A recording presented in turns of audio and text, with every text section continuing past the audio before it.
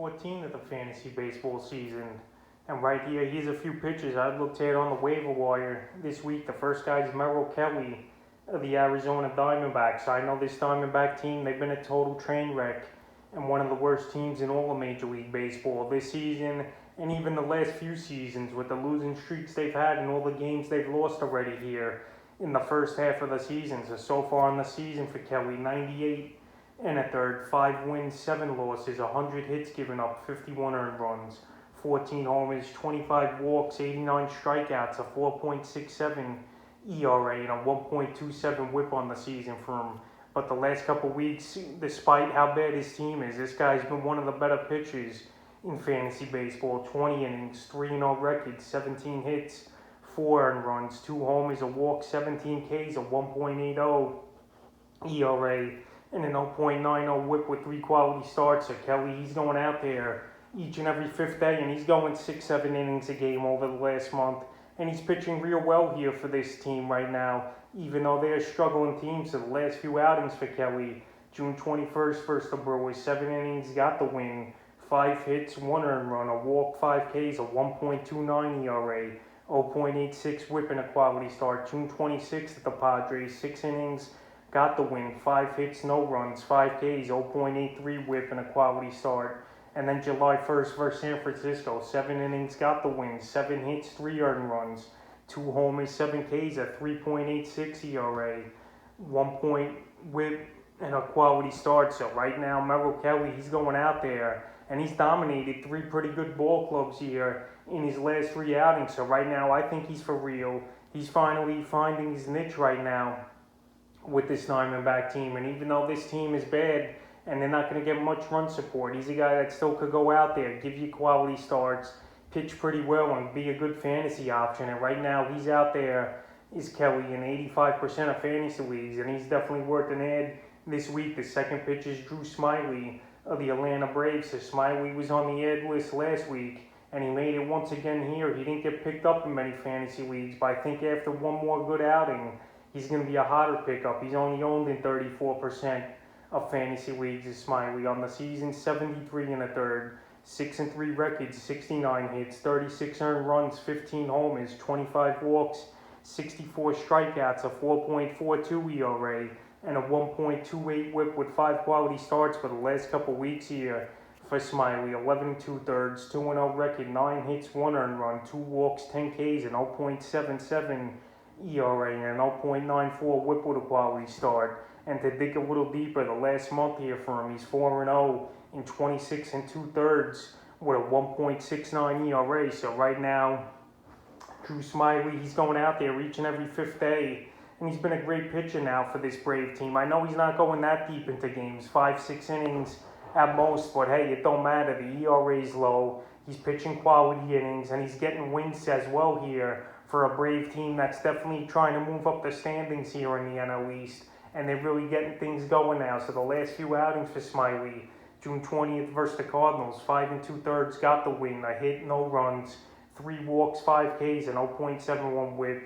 June 25th at Cincinnati, 6 innings, got the win, 6 hits, 1 earned run, 3 Ks, a 1.50 ERA, a 1 whip, and a quality start. And July 2nd versus Miami, 5 2/3, got the win, 3 hits, no runs again, 2 walks, 7 Ks, 0.88 whip. So right now, Smiley, he's not getting much recognition, in my opinion, on the waiver wire, but he's a pitcher that's gone out there the last month, and he's not giving up runs, and he's on a good team that gives him run support, and he's available as well here as Smiley, still in 76% of fantasy leagues, and he's definitely worth an ad this week, which is Trever Anderson of the Pittsburgh Pirates. So Anderson here, he's been a surprisingly good pitcher, even though the record don't show it on the season. 4-8 in 92 and a third, 86 hits, 45 earned runs, 15 homers, 24 walks, 78 strikeouts, 4.39 ERA, a 1.19 whip, and 6 quality starts on the season. And the last couple weeks here for Anderson, 1-1,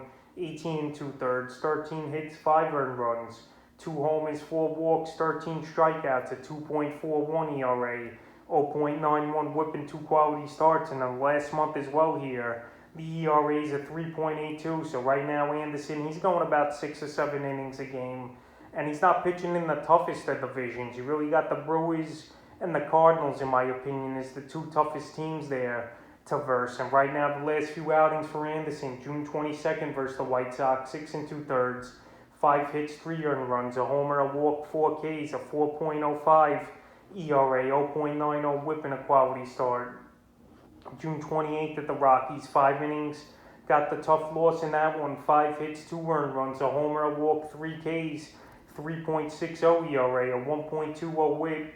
And then yesterday versus the Brewers, 7 innings, got the win, 3 hits, no runs, 2 walks, 6 Ks, 0.71 WHIP, and a quality start. So Anderson, he's available in 90% of fantasy leagues. And I know he's on a poor Pittsburgh Pirate team, but he's another guy like Kelly. He's going out there, he's getting innings, he's not giving up many runs, he's a decent strikeout pitcher. And I think there's worse options on fantasy teams I've seen this year. And I think you should go out there and get Anderson as a decent pickup for the back end of your rotation this week. The next pitcher is Flexen of the Seattle Mariners. Another guy I mentioned last week is a waiver wire ad, and he's on the list again here. He's available still in 70% of fantasy leagues is Flexen. And I know he's not on a great team either like the Mariners, but I think he's for real here. 85 1/3, 7-3 record, 90 hits, 36 earned runs, 8 homers, 17 walks, 57 strikeouts, a 3.80 ERA, and a 1.25 WHIP with 7 quality starts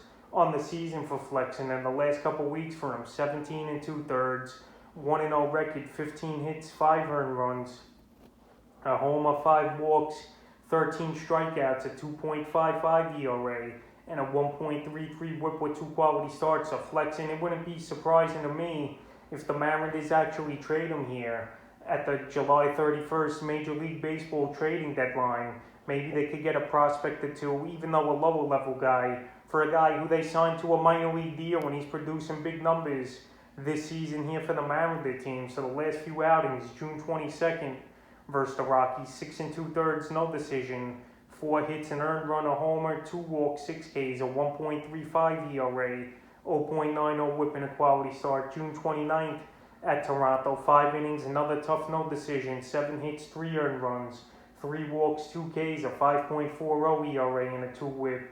And then July 4th yesterday, 6 innings, got the win, 4 hits, an earned run, 5 Ks, a 1.50 ERA, and an 0.67 WHIP with a quality start versus the Rangers. So right now, Flexen, he's going out there, he's pitching good, and he's a guy that's definitely a good add this week on your fantasy roster. He's going to go quality innings. He really hasn't hit hard, which is surprising to me as well the last couple games, and he's definitely an add. The next pitcher is Joe Ross of the Washington Nationals. So Joe Ross, he's been a mixed bag of results this season here for the Nationals, but right now he's available, Ross, in 62% of fantasy leagues. But I think he's starting to find his niche as well here and starting to get good outings, starting to pitch more consistent and be good, because we know he was a former top prospect seasons ago here with this national team was Ross. And so far in the season, 87 1/3, 5-8 record, 77 hits, 39 earned runs, 15 homers,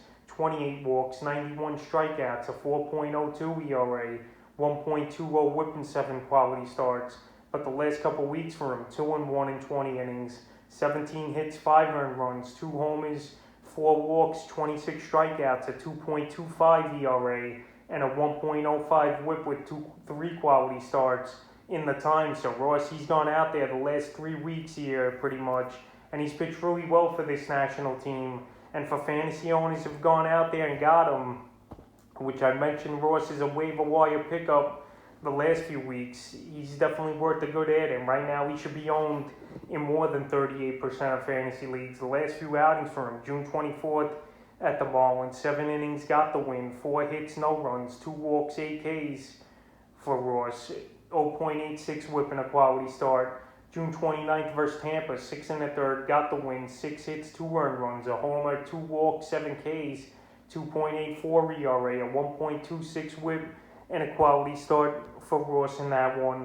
And then yesterday, July 4th, in that 11:05 a.m. ball game start, 6 2/3, got the tough loss, 7 hits, 3 earned runs, a homer, 11 Ks, a 4.05 ERA, and a 1.05 WHIP with the quality start versus a tough Dodger team. So right now, I think Ross is the real deal. This NL East, it's a mediocre division as well, where he could beat up on the weaker hitting teams like the Mets and the Marlins. I think here is Ross. And right now, he's definitely worth an ad this week on the waiver wire. The next pitcher is Scott Barlow of the Kansas City Royals. So Barlow, he's starting to get some save opportunities, even though we know this Royal team isn't a good team at all this season. He's been added in 5% of fantasy leagues this week is Barlow, and still available here in 77% of leagues. So on the season for Barlow, 40 and 2/3, 2-2 record, 4 saves, 32 hits, 9 earned runs, a homer, 17 walks, 59 strikeouts, a 1.99 ERA, and a 1.20 whip in the last couple weeks here for Barlow.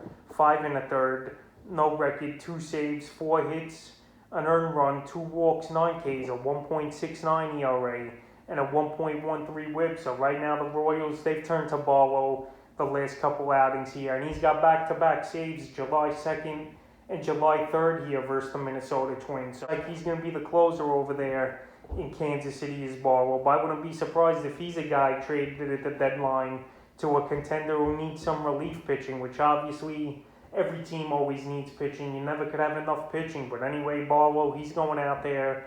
He's getting saved for the Royals, and he's got a very low ERA this season. And right now, if you need some cheap saves and closer help, he's definitely worth an ad this week is Barlow. I mentioned you don't have to go crazy and draft closes early in the draft. There's always guys that emerge, and right now Barlow is a guy who's emerging definitely, and definitely worth a pickup this week on the wire. The next pitcher is Zach Thompson of the Miami Marlins. So Thompson, he's been a recommended pickup the last few weeks, and so far he's still available in 57% of fantasy leagues. Is the big right-hander here for the Marlins. So on the season, 24 innings still only under his belt, 2-2 record, 17 hits, 6 earned runs, a homer, 7 walks, 31 strikeouts, a 2.25 ERA, a 1 whip and 2 quality starts in the last couple weeks here for Thompson right now. He's been pitching pretty well, 12 innings, 1-0 record, 9 hits, 4 earned runs, a homer, 3 walks, 17 strikeouts, a 3 ERA,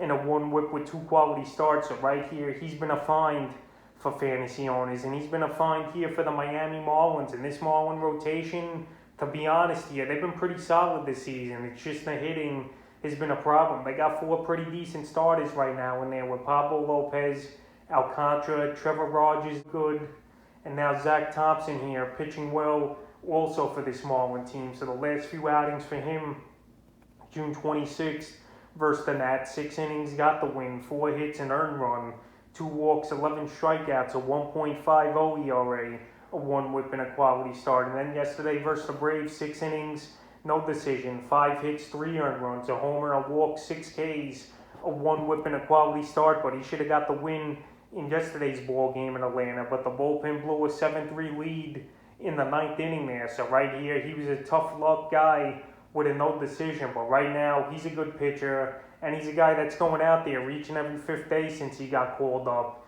and giving quality starts and good chances of winning here for fantasy owners and the Marlins. And he's definitely worth an ad here is Thompson. The next pitcher is Ranger Suarez of the Philadelphia Phillies. So this week a few closes are on the list here, and Ranger Suarez got his first major league save in Saturday's ball game versus the Padres, and his numbers this season have been off the charts. 31 2/3, 4-2 record, 1 save, 14 hits, 3 earned runs, 2 homers, 8 walks, 29 strikeouts, an 0.85 ERA, and an 0.69 whip on the season.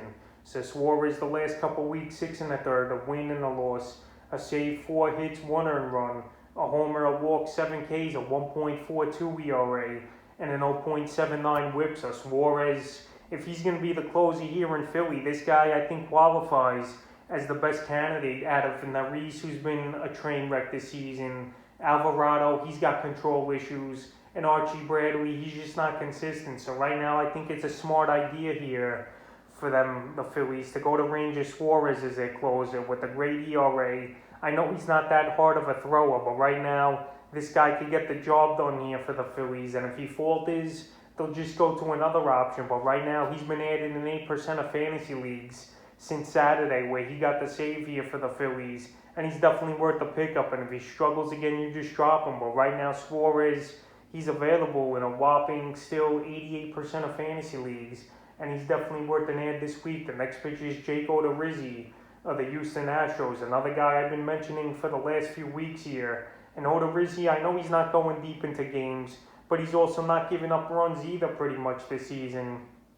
41 in the third, 3-3 record, 28 hits, 17 earned runs, 5 homers, 12 walks, 40 strikeouts, a 3.70 ERA, and an 0.97 whip with a quality start on the season here for Odorizzi. And the last couple weeks for him, 16 innings, 2-0 record, 6 hits, 1 earned run, 4 walks, 14 strikeouts, an 0.56 ERA, and an 0.63 whip with a quality start. So right now the thing with Odorizzi, he's only going 5 or 6 innings, and this Astro team's limiting him to 2 times, it looks like, through the order here, which isn't the worst of ideas here. Odorizzi, after he goes through that lineup and a lot of pitches for a third time, is where the struggles start to kick in. So like I mentioned, I know he's not getting quality starts. I know some nights he's not going to even qualify for a win if it's a tied ball game, and then he goes 5 innings. But right now he's not giving up runs, and right now he's still available now in 46% of fantasy leagues here, and he's definitely a recommended ad. The last couple outings for him: June 21st at Baltimore, 5 innings, got the win, no earned runs, a walk, 9 Ks, 0.20 whip. June 27th at Detroit, 5 innings, no decision, 2 hits, no runs, a walk, 3 Ks, 0.60 whip. And then July 3rd at Cleveland, he pitched well, 6 innings, got the win, 4 hits, 1 earned run, 2 walk, 2 Ks, 1.50 ERA, and a 1 whip with a quality start. So with Odorizzi, I know the outings are short, but he's only given up 1 run now in his last 4 outings, so he's definitely a pitcher that should be added in more fantasy leagues, and definitely a waiver wire add this week. And the final pitcher I look to add this week, so Garrett, another closer for the Cincinnati Reds. So right here, a lot of closers have been struggling the last couple weeks here, and if you need closer help, there's a few guys and cheaper options here on the wire that could just do as good as the top guys. We've seen Chapman implode, where he's been really struggling. We've seen Hector Neris lose his job, and now a lot of committees going around here in the major leagues as well. Season for Garrett hasn't been good though. 25 2/3, 0-2 record, 6 saves, 24 hits, 20 earned runs, 8 homers, 17 walks, 32 strikeouts, a 7 ERA, and a 1.60 whip. But the last couple weeks for Garrett, he's starting to get his things together here. 6 innings, 3 saves, 3 hits, 4 walks, 7 Ks, 1.17 whip, and no runs given up. So right now, since he's been the closer, this guy, he's been counted on, and he's been delivering here for this Cincinnati Red team. But it wouldn't surprise me to see him traded at the Major League trade deadline as well here, is Garrett, because right now the Reds, they're not really in the race. And right now, like I mentioned before with Barlow, a lot of teams are going to look for relief pitching. And if the Reds could get a decent prospect or two here for Garrett, why wouldn't they go out there and make the deal? But right now, if you need saves this week, I think Garrett's a decent ad. The Reds, they win a decent amount of games. Even though they're struggling this season, they still could get Garrett 1 or 2 saves a week. And I think it's worth an ad this week. So that's a few pitches I look to add here on the waiver wire in Week 14 of the fantasy baseball season.